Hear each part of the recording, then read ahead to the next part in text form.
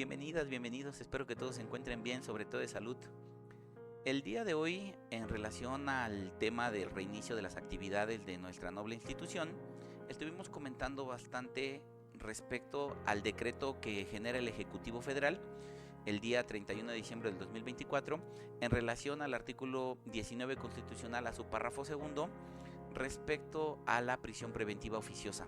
Así que me estuvieron comentando mucho, me estuvieron diciendo por qué no hacemos un video, tenemos algo que nos permita platicar un poquito al respecto de ello y pues decidimos sacar este comentario. Pensé que ya se había calmado la cosa y parece ser que no. El párrafo segundo del artículo 19 constitucional nos habla, entre otras cosas, respecto a dos ideas primarias. En un primer término hablaba acerca de lo que es la prisión preventiva en sus dos vertientes, en la vertiente justificada y en la vertiente oficiosa, y nos traía el catálogo de los delitos que ameritaban la imposición con carácter de automático de esa prisión preventiva de corte oficioso. Así es como desde siempre había estado este artículo 19 constitucional en su párrafo segundo y permanece en esos términos. El primer segmento, que son las dos vertientes de la prisión preventiva, permanecen. El tema del catálogo, se le adicionan 4 delitos que ahorita vamos a ver más adelante, pero lo que llamó mucho mi atención es que se genera la adición de unas líneas finales restrictivas de la cualidad interpretativa de la ley.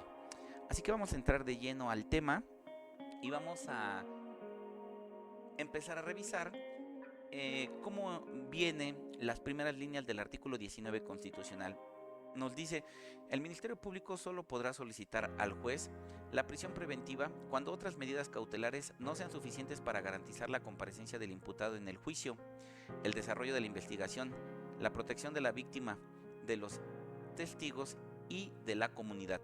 Les puse ahí en color rojo la letra I porque en realidad en el texto anterior teníamos la letra O y lo único que se le reformó a este párrafo fue la letra I. Entonces dice: y de la comunidad, así como cuando el imputado esté siendo procesado o haya sido sentenciado previamente por la comisión de un delito doloso. El juez ordenará la prisión preventiva oficiosamente en los casos de... Y ahí empezamos con el catálogo del 19 constitucional respecto a lo que ya habíamos platicado en la diapositiva anterior, respecto a este catálogo de los delitos a través de los cuales se impone con carácter de automático dicha prisión preventiva oficiosa. En este catálogo podemos nosotros advertir que se adicionaron algunos 4 delitos específicamente. Anteriormente teníamos 18 delitos y se adicionaron 4 más. Así que vamos a revisarlos.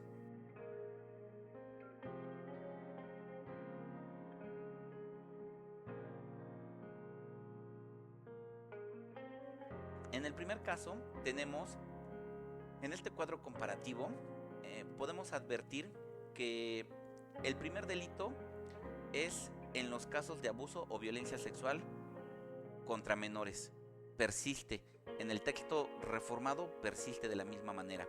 Luego está el de delincuencia organizada. De igual manera persiste, ese siempre ha estado. Uno que no teníamos antes y que viene con este decreto es el de extorsión. Ahora se adiciona como delito el de extorsión. El siguiente delito que se adiciona es el previsto en las leyes aplicables cometidos para la ilegal introducción y el desvío, producción, preparación, enajenación, adquisición, importación, o sea, todo lo relativo a los precursores químicos y sustancias químicas esenciales, drogas sintéticas, fentanilo y derivados. Ese no se encontraba antes, ahora se adiciona. De ahí podemos seguir encontrando al homicidio doloso, al feminicidio, a la violación, al secuestro, a la trata de personas, al robo de casa-habitación, al uso de programas sociales con fines electorales, corrupción, tratándose de los delitos de enriquecimiento ilícito y ejercicio abusivo de funciones, robo al transporte de carga en cualquiera de sus modalidades, delitos en materia de hidrocarburos, petrolíferos o petroquímicos, delitos en materia de desaparición forzada de personas y de desaparición cometida por particulares, delitos cometidos con medios violentos como armas y explosivos, delitos en materia de armas de fuego y explosivos de uso exclusivo del Ejército, la Armada y Fuerza Aérea, así como los delitos graves que determine la ley en contra de la seguridad de la nación, los delitos graves que determine la ley contra la libertad, en contra del libre desarrollo de la personalidad, los delitos graves que determine la ley en contra de la salud, y finalmente se adicionan dos más: el delito de contrabando, que aquí les puse la anotación, tiene relación con el artículo 102 del Código Fiscal de la Federación, con el tema del contrabando y traición como los Tigres del Norte, y también se adiciona, dice, delitos graves que determine la ley en cualquier actividad relacionada con falsos comprobantes fiscales en términos fijados ya por la ley. Es los denominados factureros, los que emiten facturas y demás situaciones en un tema de comprobantes fiscales. Entonces, para tratar de resumir dicha situación, podemos advertir que los delitos que se adicionaron fueron el de extorsión, todo lo que tiene que ver con precursores químicos, sustancias químicas esenciales, drogas sintéticas, fentanilo y derivados,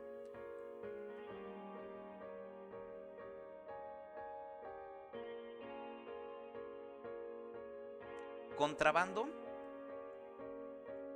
delitos que tienen que ver con actividades relacionadas con falsos comprobantes fiscales y demás. Entonces es así. No veo mayor tema aquí, porque el aumentar o disminuir delitos no es el tema real en la discusión, en el debate que se ha estado generando. El tema no es ese. El tema tiene que ver, estábamos ahorita platicando, con que el catálogo ya lo teníamos antes, ahora se adicionan 4 elementos más y al final del día no le veo ahí más tema. No obstante, el problema empieza cuando se generan los conceptos de prisión preventiva de corte justificada. Aquí lo tenemos, se los voy a señalar: prisión preventiva de corte justificada y la prisión preventiva de corte oficioso. Entonces, ha habido mucho debate a razón de las sentencias que ha emitido la Corte Interamericana en contra del Estado mexicano, como la sentencia que se generó del caso tan relevante Zompantli-Tecpile y posteriormente la del caso García Rodríguez, ambas de la Corte Interamericana en contra del Estado mexicano, donde lo sancionan por violación a derechos humanos. Y esto genera un nuevo bloque constitucional, una nueva línea jurídica respecto al tema de la prisión preventiva de corte oficioso.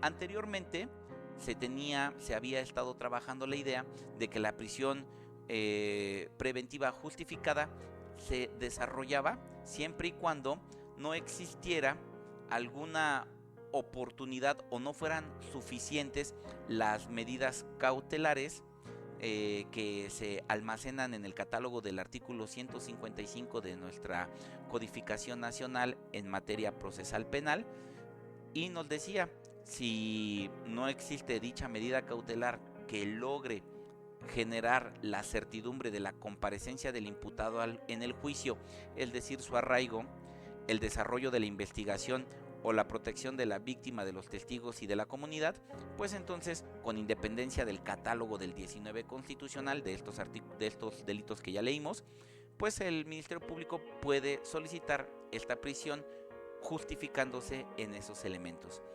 De lo contrario, aun y a pesar de que el Ministerio Público no lo solicite, el juez debe de ordenar oficiosamente la prisión preventiva cuando se esté dilucidando un delito de los que ahorita ya estuvimos leyendo en ese catálogo.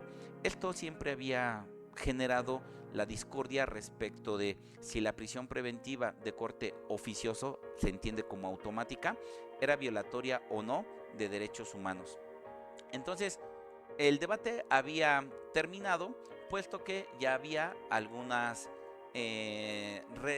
resoluciones que ponían fin a dicha situación.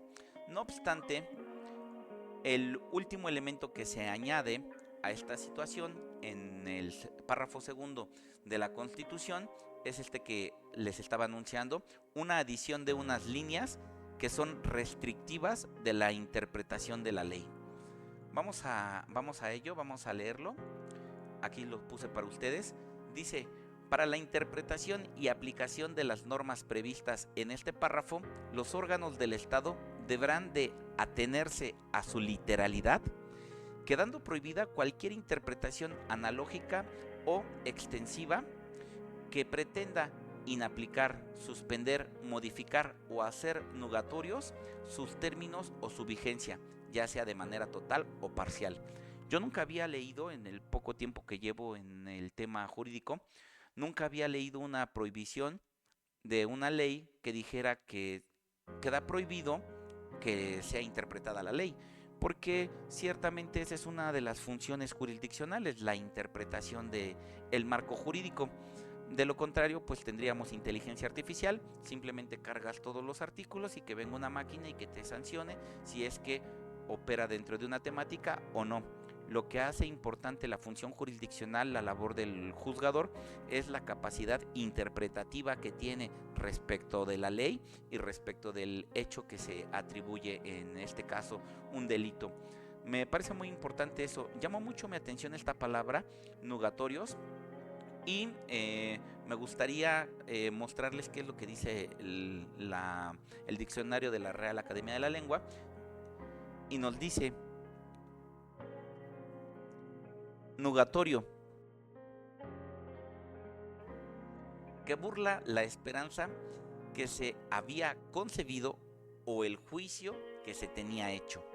O sea, tú ya tienes algo que debe de ser así y burlas ese juicio, esa esperanza de que esto va a funcionar en esos términos. Por eso es que lo utilizan de esa manera, a mi óptica, con el objetivo de legitimar y obligar la imposición de la prisión preventiva oficiosamente en forma automática.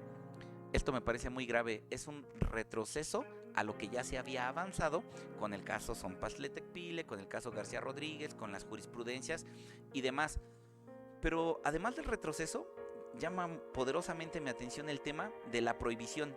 Ya no puedes interpretar, te tienes que ceñir a la literalidad de lo que yo ya dije, Ejecutivo Federal, yo ya dije que va a ser en estos términos, y entonces tu Poder Judicial no debes de interpretar ni debes de hacer nada, te debes de ceñir a esa situación. Se me hace increíble. El viernes 1 de diciembre del 2023, a propósito de las resoluciones de las sentencias condenatorias que emite la Corte Interamericana en contra del Estado mexicano en relación al tema de la prisión preventiva de corte oficioso en relación al 19 constitucional, párrafo segundo, se generan más o menos 12, 13 jurisprudencias, no tesis aisladas, jurisprudencias que llevan relación con el mismo tema. Esto es diciembre del 2023. Traigo aquí muy rápido, les dejo ahí un registro. Por ejemplo, esta prisión preventiva oficiosa. La expresión oficiosamente no es sinónimo de automaticidad. Interpretación teológica de los artículos 19, párrafo segundo de la Constitución Política de los Estados Unidos Mexicanos. Al margen de esa está la que dice prisión preventiva oficiosa, la aplicación del test de proporcionalidad para resolver respecto de su imposición, de acuerdo con lo ordenado por la Corte Interamericana de Derechos Humanos en el caso García Rodríguez y otros contra el Estado mexicano, no está condicionada a que primero se realicen las reformas legales y constitucionales respectivas. Aquí está el número de registro también para ustedes. Entonces, es importante advertir que vamos en retroceso, a mi óptica. Claro que el mejor comentario lo tienen ustedes. Parece que vamos como los cangrejos, vamos para atrás. Les traigo esta jurisprudencia que es de lo más reciente que hubo en ese tema, es una jurisprudencia con un registro digital 2028-130 que es de fecha de febrero del 2024, es de fecha 2, de fecha 8, algo así, de 2024, y dice: prisión preventiva oficiosa, forma en la que debe de interpretarse la restricción constitucional a la libertad personal contenida en el artículo 19, párrafo segundo de la Constitución General, derivado de las condenas al Estado mexicano por la Corte Interamericana de Derechos Humanos y conforme a la doctrina y jurisprudencia de esta propia Suprema Corte de Justicia de la Nación, ¿no? Les dejo el registro, leanla, chequenla, pero quería leerles un poquito al respecto de eso. Y nos dice: criterio jurídico, este tribunal colegiado de circuito determina que la restricción constitucional a la libertad personal contenida en el artículo 19, párrafo segundo de la Constitución General debe de ser leída o entendida en el sentido de que el juez de control, aun cuando no medie petición del Ministerio Público para la imposición de alguna medida cautelar, oficiosamente deberá de someter a debate de las partes la eventual imposición de la prisión preventiva y resolver si la misma resulta el test de proporcionalidad, ¿no? Necesaria, proporcional e idónea para cumplir con los fines del proceso penal. Esto es, la buena marcha del proceso, evitar que el imputado evada la acción de la justicia, es decir, verificar su arraigo, o para la protección de la víctima y testigos. Y es muy importante lo que dice a continuación, dice: mas no así que indefectiblemente en todos los casos deba de imponerse esta medida en lugar de otra menos gravosa e invasiva. Respecto de la libertad personal de los imputados, atendiendo a la idoneidad, proporcionalidad y necesidad de la prisión preventiva, que es de carácter excepcional. Me parece muy importante advertir que la Corte Interamericana había marcado la línea que la Suprema Corte tenía que acatar respecto del tema de la prisión preventiva de corte oficioso. Para terminar, para concluir ya con ustedes, quería compartir dos preguntas que me hacen a veces. La primera pregunta es: ¿quién es dicha Corte Interamericana? ¿Quién es esa Corte Interamericana? ¿O de dónde sale su autoridad en materia de derechos humanos, ¿no? Porque es quien está hablando de los derechos humanos a nivel internacional. La Corte Interamericana de Derechos Humanos es una institución judicial autónoma que forma parte del Sistema Interamericano de Derechos Humanos, creado dentro del marco de la Organización de los Estados Americanos, la denominada, la comúnmente conocida como la OEA. La OEA. Su principal función es la promoción y protección de los derechos humanos en los países de América que han sido ratificado la Convención Americana sobre Derechos Humanos, lo que conocemos y hemos estudiado mucho aquí en la escuela respecto del Pacto de San José de Costa Rica, ¿no? Entonces, pues la Corte Interamericana simplemente es quien tiene la patente de los derechos humanos, ¿no? Entonces, trae el tema de la Convención Americana sobre Derechos Humanos, lo que nos lleva a la siguiente interrogante: ¿por qué la Suprema Corte de nuestro país y en general el Estado mexicano tendría que atender las sanciones, recomendaciones y en general la línea jurídica impuesta por la Corte Interamericana? O sea, ¿por qué lo tiene que hacer, no? Bueno, la respuesta corta y concreta es por la competencia contenciosa. Esta competencia contenciosa nace el 16 de diciembre de 1998 y básicamente dice que es el reconocimiento que implica que nuestro Estado, el Estado mexicano, acepte que la Corte pueda conocer casos de violaciones de derechos humanos ocurridos en su territorio y dictar sentencias vinculantes en los casos en los que se determine que el Estado ha incumplido las obligaciones establecidas en la Convención Americana sobre Derechos Humanos. Entonces, esta es la situación que advierto, por la cual se me hace muy ilógico el discurso que hay ahorita por parte del gobierno, en donde dice: nosotros somos respetuosos de derechos humanos. Incluso han criticado mucho a El Salvador, Nayib Bukele, han visto mucho el tema de Buenos Días Venezuela, Colombia y demás, en el hecho de decir: oye, pues si hay una competencia contenciosa, si tú estás suscrito a a una convención americana sobre derechos humanos, pues los tienes que respetar. Y me parece ilógico que hablen que este es un gobierno encaminado y apegado al respeto a los derechos humanos, cuando por otro lado los decretos que se presentan son restrictivos de esos derechos humanos, van en contra de lo que propiamente se ha pronunciado la Corte Interamericana. Me parece un retroceso increíblemente grande, me parece un verdadero conflicto de intereses políticos respecto de la cuestión de los derechos humanos. Siempre he criticado mucho la soberanía de nuestro país y hemos tenido fuertes debates de si tenemos soberanía o no. Me parece que el hecho de desafiar el tema de la Corte Interamericana y de los derechos humanos pudiera poderse interpretar como una soberanía. No obstante, si tú vas a desconocer la línea que se marca respecto a la Corte Interamericana, a la Organización de los Estados Americanos, al tema de las sanciones que hacen contra el Estado mexicano, la Corte Interamericana y los organismos internacionales, entonces ¿para qué estás suscrito? Si tú tienes tus propios derechos humanos y traes tu propia línea de derechos humanos, entonces ¿para qué dices que eres respetuoso de los derechos humanos y estás en el Pacto de San José de Costa Rica y en otros muchos más, pero que no te gusta que se metan con tu estado? Un tema muy importante como ocurrió en Venezuela, ¿no?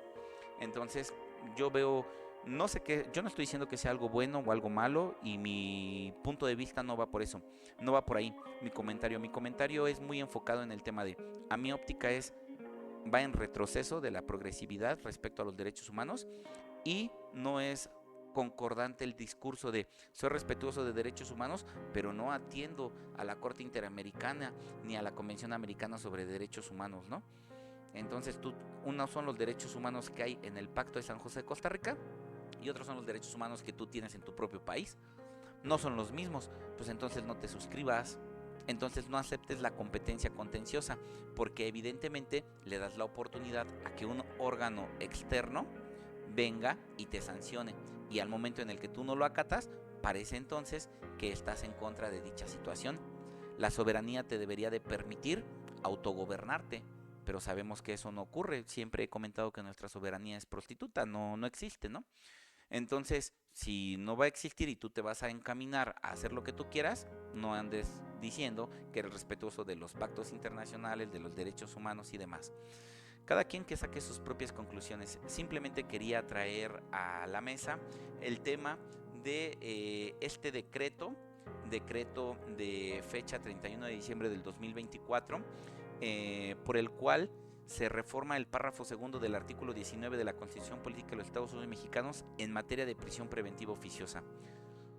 Yo no vi, honestamente, que se reformara nada que tuviera que ver específicamente con la palabra prisión preventiva oficiosa o prisión preventiva justificada.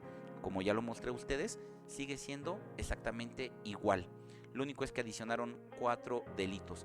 Lo que sí veo muy grave son las líneas que adicionaron a ese segundo párrafo, en donde evitan la interpretación y al más puro estilo de una monarquía absoluta dicen: tu tribunal encargado de la interpretación de la ley no la debes de interpretar y te vas a ceñir única y exclusivamente a lo que el decreto dice que se va a hacer, y no importa ni la Suprema Corte, ni la Corte Interamericana, ni que nadie más hable de derechos humanos. Única y exclusivamente existe una soberanía constitucional. Si existe una soberanía constitucional, entonces no te suscribas o salte de los tratados internacionales, porque van a estar chocando. Con eso me despido, con ese comentario me despido y con esa reflexión me despido. Espero que tengan excelente tarde, día, noche, y nos veremos pronto por aquí por la escuela para volver a estar analizando este tipo de temas que parece que a nadie le importa porque fue de 31 de diciembre del 2024. Muchos, como es mi caso, estábamos borrachos, entonces pues no advertimos que esto estaba ocurriendo, y pues hasta ahorita ya con el madruguete apareció toda esta situación y pues ya lo comentamos. Así que espero que nos veamos pronto por acá por la escuela y estamos en contacto. Que tengan excelente día. Hasta luego.